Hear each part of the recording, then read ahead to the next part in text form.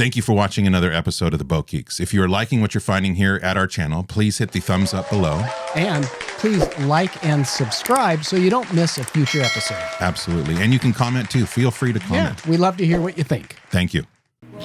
But even when people are out dealing with a storm, and nobody plans on getting caught, but you read about folks out there and they're bare poles, yes, and they're still going faster yes, than they want to, and that's when they need. That's when the drogues become handy, Yeah. the speed limiting drogues, if you want to keep the boat moving. And then there will be those Yeah. people that say, you know what, I only want a device that I want to stop because everything's gone out of control. Mm-hmm. And there is no right or wrong answer. There's no device that's better than the other. And then there's the other device, which we haven't talked about briefly, which is a stopping drogue. From the Port Townsend Wooden Boat Festival and recorded in the Fisheries Supply, live from the Wooden Boat Festival stage, it's the Boat Geeks with Darren and Daeron. We're the Boat Geeks, whatever floats your boat. We're the Boat Geeks. Welcome to another special edition of the Boat Geeks podcast. We are at the Port Townsend Wooden Boat Festival 2024. I am your host, Darren. And I'm your other host, Darren, and we're in the Fisheries Supply live from the Wooden Boat Festival stage. And right now, we have as our guest the world-renowned sea drogue expert.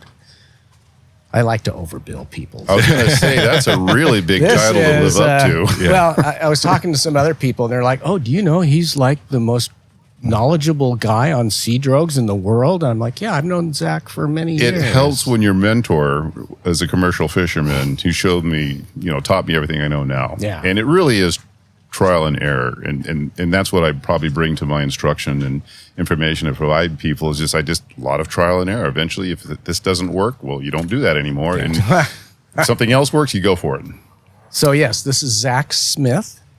And I know a little bit about the science behind Yes. slowing your boat down so you maintain control. We were talking, Darren and I were talking, and there's a lot of folks out there that really don't have a clue either why you need to do that or how you need to do that. So let's start with, why would anyone need to slow their boat down when they're sailing around the world? Well, with a lot of people, when you're in a storm, whether you're running away from a storm or for some reason you need to stop, what parachute sea anchors and storm drogues do is they either slow you down a little bit or they almost completely stop you. So let's just start with a parachute sea anchor. A parachute sea anchor is similar to your ground tackle. You're going to deploy it from the front of your boat, and it's the wind pushing your drifting boat backwards that puts tension on the road, and now the parachute inflates and slows you down about 90% of your normal drift rate. So Wow. say half a knot to a nautical mile every hour versus 9 or 10 nautical miles if you're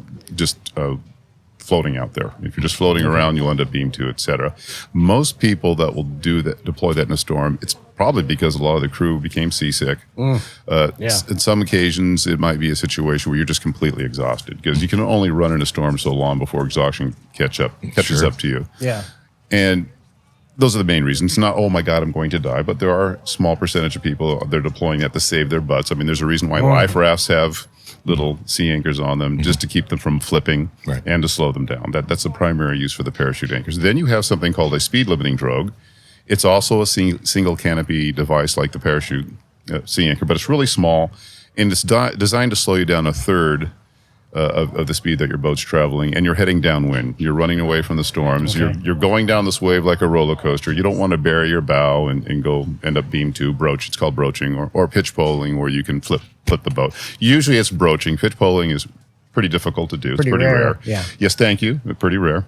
And so I just want to slow down a little bit. And it anchors your stern down a little bit too, because if your stern pops out of the wave too much, you start losing your steering a little bit. So it kind of controls steering that way. And that type of device can be used for emergency steering. And that is precisely, you just said, lose control of your steering. Yes. That's precisely one of the main reasons why you need to slow your boat down when you're in a storm.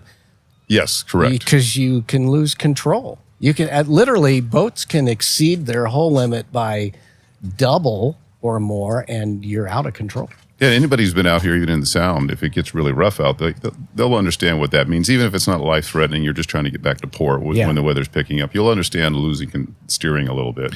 So And how not this- being a sailboat person myself, not because I don't love Okay. them, I do, but just because I don't own one and I Yeah. don't get on them often. I'm assuming what you're talking about is just the rudder be coming out of the water because Yes. of waves. So when it's out, you're not steering. Right. Usually the bow, you're looking straight down the trough as the stern is popping out of the wave. I've that way. never been out on waves that size. I hope I never am, but yeah, I can totally understand. Well, a lot of people in small power boats here in the Sound. This happened to me when I was a kid because Sure. I was raised here in Washington State. Yeah. and it just those little props pop out. The motor pops out. You're done. You're all Oh, over yeah, the yeah. place. Yeah, yeah, for Well, sure. we've been on we have a Choi Lee 46, and it's a nice heavy trawler, and we've been out off of Point Wilson heading north, and you can watch the GPS speed indicator. We slow down, and then all of a sudden there's 3 or 4 knots, and Yep. it's just this rhythm Yeah. coming down, surfing. You're racing down that wave. We're surfing our 50,000 pounder, and it's it is a little goosey. Now imagine at running that. out of power now. It's because the power boats, they're Yeah. usually the big parachute sea anchor purchasing individuals because they were dead in the water and your side was with your boat. I've seen pictures of your boat. You go sideways. That's a big sail. That cabin yeah. is a Yeah, big yeah. sail. You're going to be pitching and rolling heavily. Fixed sail area. Yeah, big time. We have a more sail area on our trawler than we had on our sailboat. Yeah. Just yeah, kidding. Well, I don't know. We get pushed around. I'll We stick do. on the sailboat because it Yeah. can handle beam 2 a little bit more Yeah. than the well, trawlers. but even when people are out dealing with a storm, and nobody plans on getting caught, but you read about folks out there, and they're bare poles, Yes. and they're still going faster Yes. than they want to, and that's when they need. That's when the drogues become handy. Yeah. The speed limiting drogues, if you want to keep the boat moving, and then there will be those Yeah. people that say, you know what, I only want a device that I want to stop because everything's gone out of control. And there is no right or wrong answer. There's no device that's better than the other. And then there's the other device, which we haven't talked about briefly, which is a stopping drogue.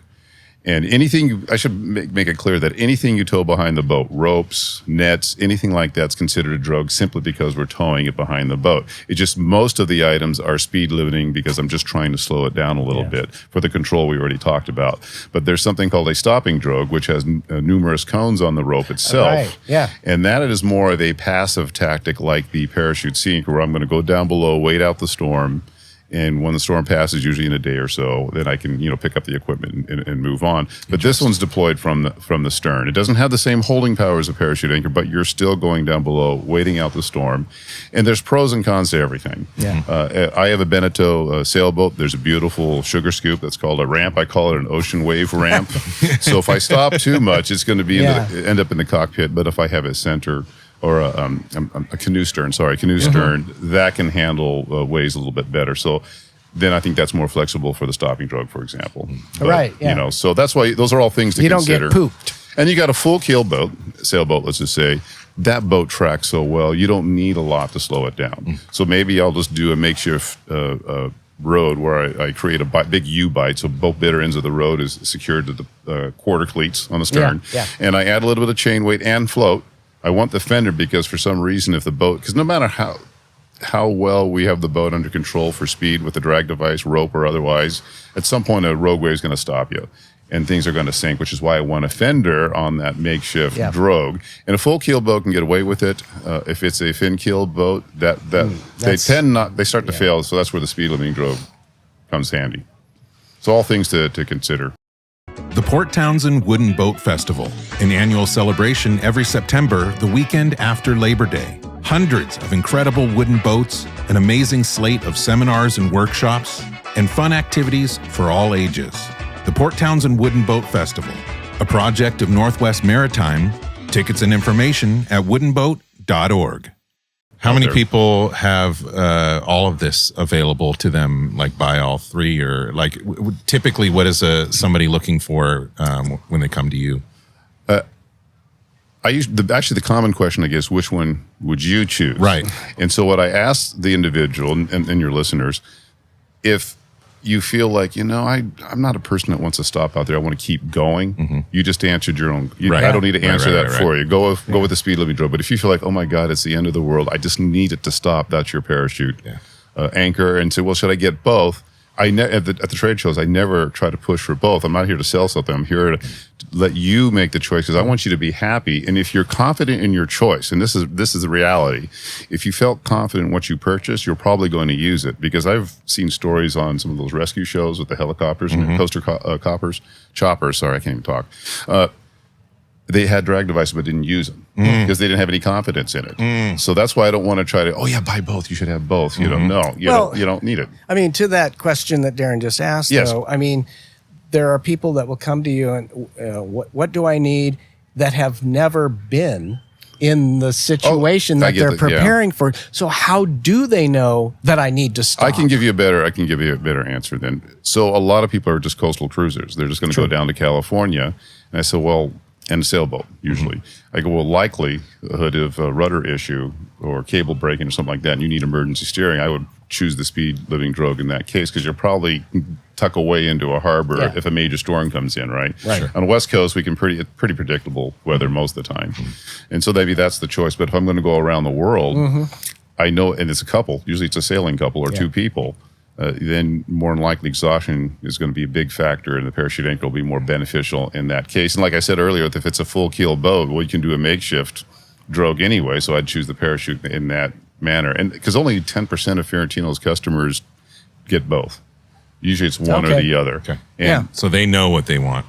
Or they find out once they've talked to you. They feel like that's why when I talk to everybody I've ever talked to, they already are leaning towards something. I just have to remind them that they're leaning, and I don't want to make the decision for them. Sure. And I'm not joking when it says if they make the choice that they're comfortable, they will probably use the equipment without worrying about it. Because anytime you're out there in hot and heavy weather, it's the insecurity that you feel that causes people to panic. And you don't need to. Hey, sailboats, people, you've got full keels. Even I have a Beneteau. I've been caught in pretty good weather in that boat. The boat pots back up. Yeah. Be confident. You're going to be okay. You don't need rescue. You just need to stabilize the boat and everything will be okay. Well, and how many times has there been the situation out where people have abandoned ship and then 4 weeks later their boat still floating We is all hear found? that story. I know. It's like the boat can take it. Yeah, absolutely. So I'd rather stay with that boat than the life raft. How many times, to your point, how many times we hear about everybody getting a life raft and the boat's still floating and everybody's dead in the life, or they can't find anybody in the life raft? That's spooky.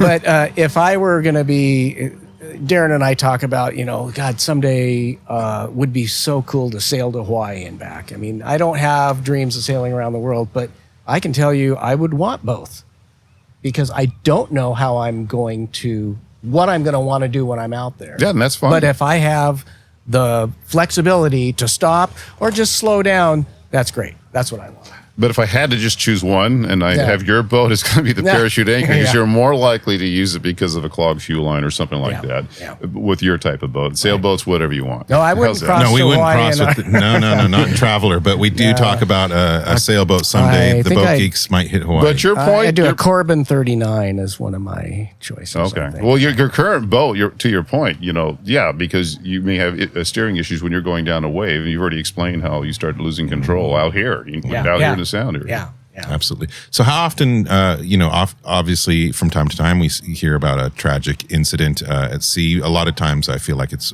East Coast, the Northeast or whatever. There was just a couple that had a situation out there. How often do you see these stories and you think, if they just had...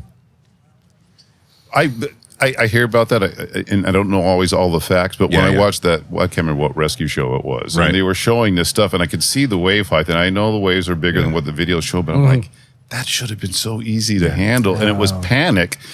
So it was the panic that caused them to leave, and they shouldn't have left. Yeah, I feel like the education in this area is super important. And Zack is really good at, and you've got a lot of videos. A lot of videos on YouTube. They just type in para anchor, right? Parachute anchor, and they'll all pop up. And I'm working on a whole bunch of future short ones that get to the point real quick and things like that. What's the best website for people to find you? Find what you have and find your videos. It's under YouTube, and our website would just be Para Anchor. That's PARA-anchor. We'll put it right here. Oh, got it. Okay. Yeah. Well, paraanchor.com. Okay. No, that's where people need to go. Excellent. Yeah. I definitely would feel more secure having something like that if we ever do this crossing to Hawaii. and I would want to be fully educated on the usage And it's of it. always going to happen at nighttime. You're going to be exhausted. It's just course. every time I've been nailed in real life. I had a Catalina 25, trailered it down to Cia Cortez, and we got hammered. There was a hurricane happens coming down through. there, Well, we didn't have radio or anything. We were really, very minimalist when we were out there sailing. Yeah. And the waves got 16 feet, and we're breaking. 16 feet's not that, for me, I'm comfortable. It's not that high, but they were short stacked. Yeah. And we were nervous. We didn't know if it was going to get worse, but fortunately it tapered off, and so we recovered the parachute and everything. But I'm actually more comfortable in the 30-foot plus waves I've been in the Pacific Ocean, the open ocean, because there's a Longer- bigger longer period. Thank you. Yeah, right. absolutely. Yeah. And so don't worry about the size of the waves. Be more worried about how close they are together, like in the Southern Ocean, for example. Those are things that are not fun. I'll stay up here. Yes, this is a good place to be. Great Yeah. cruising ground, and you go up to the inside or outside passage up north. Yep. You're in the wild, so you're really getting Yeah.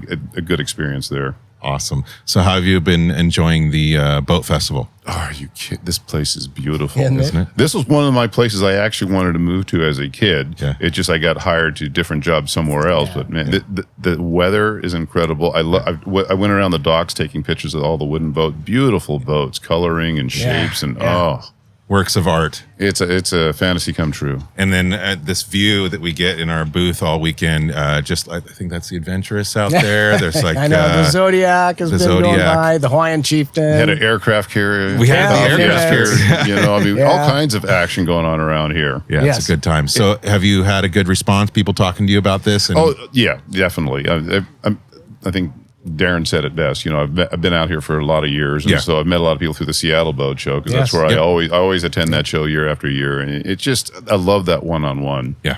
It makes it more fun. Otherwise, I don't know if I want to do this. It was just stay home in an office and Yeah.